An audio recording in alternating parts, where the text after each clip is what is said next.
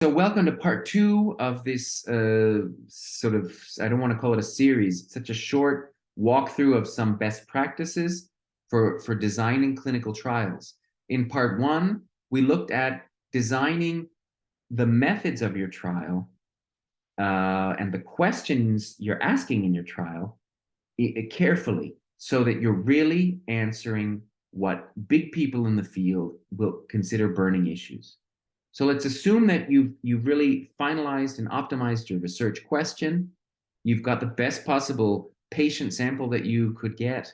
You're going to design the study in the best possible way with the longest possible follow-up that is appropriate for the field.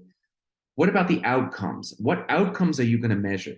In part one, I showed you a slide where we looked at 30 years worth of studies where everyone focused on one outcome of blood transfusion. And so we already actually answered that outcome. We figured out the answer for that outcome after 10 years. And yet, for the next 20 years, studies still prioritize that outcome at the expense of other outcomes like myocardial infarction and mortality, which even after 30 years, studies have not adequately addressed. Why do you want to add to that research waste? So how do we optimize the outcomes that our trial is looking at? I just want to give you a couple of key points. One is I'm going to recommend that you align your outcomes as much as possible with the field. Look at systematic reviews, look at meta-analyses, look at review articles written by prominent researchers in your field. Align what you measure with what they say are the important outcomes.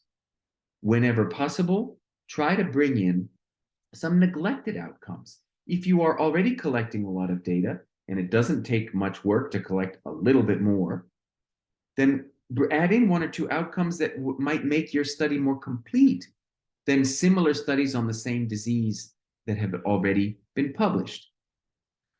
As much as you can, avoid proxy outcomes. These are outcomes that are that people use as representative. For example, let's say instead of having a long follow-up to look at recurrence of a cancer or regression in a disease, you look at a serum marker that some people have said can predict such recurrence. And you measure that serum marker in the short term so that you're happy because that saves you the long follow-up to measure actual recurrence or regression. But the journal isn't happy because you're using a proxy. You're using a serum marker that might predict regression or recurrence okay, but it's not the same as regression or recurrence. So avoid these proxy outcomes as much as you can and try to only use them when other research groups have been using them and getting published in good journals. Design your outcomes in a way that they're less susceptible, less vulnerable to recall bias, to reporting bias. Don't design a trial that depends completely on patient-reported outcomes. Although those are very important nowadays, and you need to include them, they don't necessarily need to be the only outcomes you have. Also bring in objective outcomes that imaging, laboratory indicators that other people can point at and make their own decisions about. Patient-reported outcomes, as I just mentioned, are really becoming very important for a lot of good journals, especially quality of life, out-of-pocket costs. Bring those in. You can find those in the literature connected to your disease. Do the research, identify what people are saying are neglected outcomes related to patients, and really bring them into your study. So that's part two of our run through of best practices in clinical trials. In part three, we will look very briefly at some statistical issues.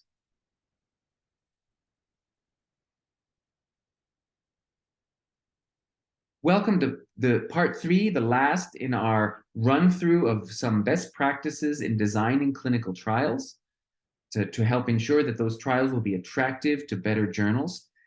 In this section, I just want to talk about a couple of statistical issues that commonly come up as problems in trials and that can lead to rejection by the journal or calls for more work.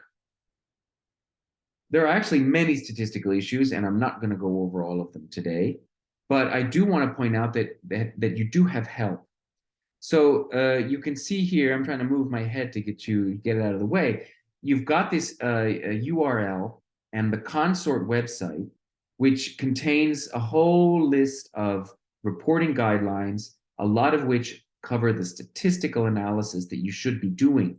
And a lot of these guidelines have been translated to Chinese, to Spanish, to other languages. I strongly encourage you to align your data collection and analysis with these guidelines. Most better journals now require you to report your clinical trials in ways that follow these guidelines. They even require, for example, some standard figures as part of your trials that these guidelines recommend. So go ahead and do this, even if the journal doesn't require that you follow these guidelines. It cannot hurt. It can only help the quality of your manuscript when you send it to that journal.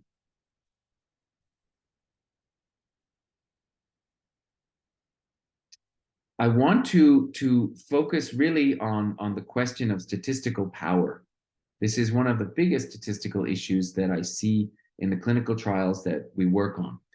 And simply, you don't have enough power to see some of the outcomes that the journal editor, the peer reviewers, and ultimately your readers want to see. Here's just one extreme example where the journal tells you outright, if they consider your study underpowered, we will not send it for review. Then I'll remind you what you saw in part 1 of this series, where we saw decades worth of studies that didn't address two outcomes of myocardial infarction and mortality. And one of the main reasons for that is they were underpowered to detect that risk.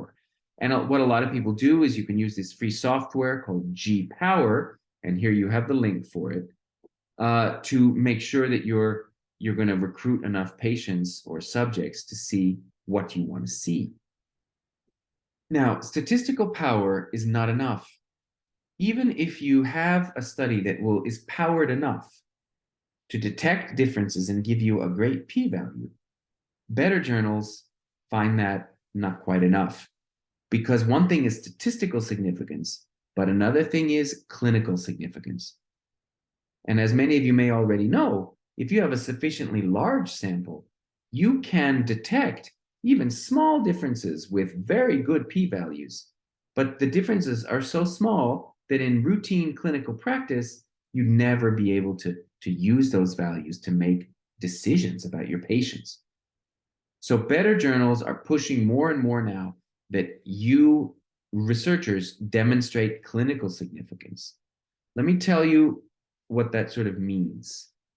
Let's imagine that you do a study, you compare treatment with placebo, and you calculate an odds ratio, and you get a 95% confidence interval.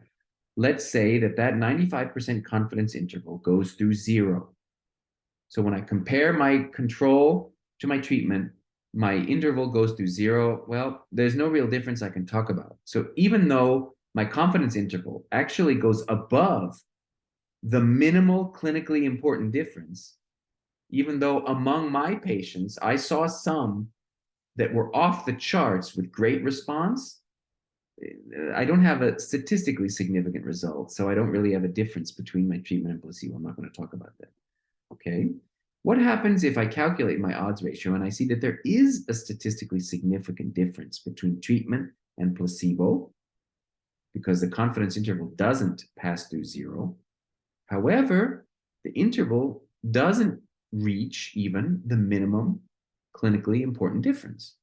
Well, I can say that there's a statistically significant difference between my treatment and placebo, but most likely that difference is not enough to be clinically useful. Now, the MCID is something that more and more is being defined. For example, improvement in joint function after orthopedic surgery. People have published recommendations about what is the MCID, what is the gain in knee flexion or joint movement that is clinically important, that counts as a clinical benefit. So for a growing number of fields, you should be able to find that MCID. Look for it and reference it in your trials and compare your results to that MCID. Don't just compare, benchmark your results to a p-value. That's not enough. That's not enough. And if an MCID is not available, then make comments about, okay, so we saw a difference of 3%. Whether this is clinically significant remains to be seen, because at our hospital, for example, we're seeing patients can vary between 2 and 8%. So blah, blah, blah, whatever. Put your results in a perspective of the clinical reality, not just a p-value. Now let's come back to our plot here. Let's say that I calculate my odds ratio and I got a 95% confidence interval. That is great because I'm very far from zero. So this is a real difference between treatment and placebo. Now, and my MCID is kind of in the middle of it. Well, this is problematic a little bit because statistically I'm doing very well, but my interval passes through the MCID, so it's not really clear whether the treatment will be clinically useful. All right, well, what about if I get a confidence interval? It's far from zero and it's far above the MCID. This is the best situation to be in. This means that my treatment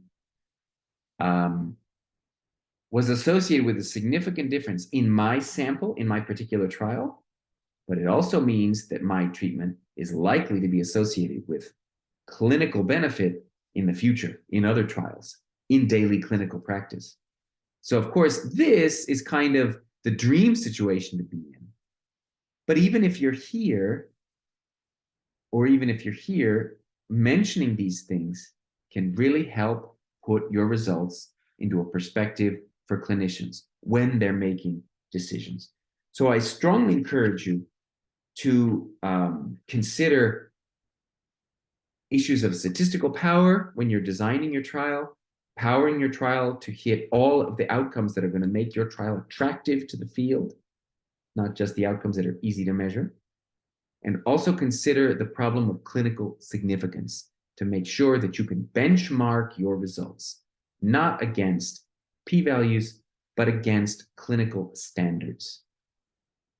And with that, I want to close our kind of run through of some best practices for designing clinical trials. I hope it's been useful, and I encourage you to look at our website and to contact us to help you with other aspects of your trial design, analysis, and publication. Good luck.